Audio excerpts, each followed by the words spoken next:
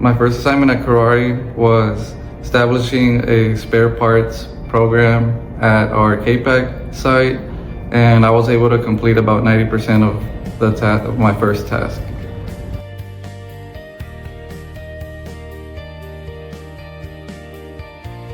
And I realized I can build a career at Kuraray when I started asking questions and everybody was open to share their experience with me, and it made learning a lot more interesting and fun for me.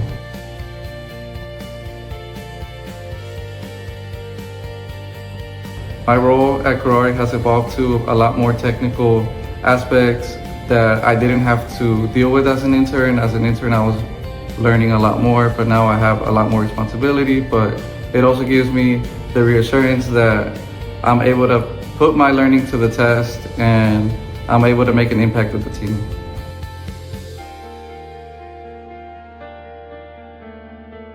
My advice I would give to an intern at Kuraray today is to take your time and learn as much as you can. Sometimes rushing and trying to learn too many things at once can be detrimental to your learning. I would focus more on learning and taking your time.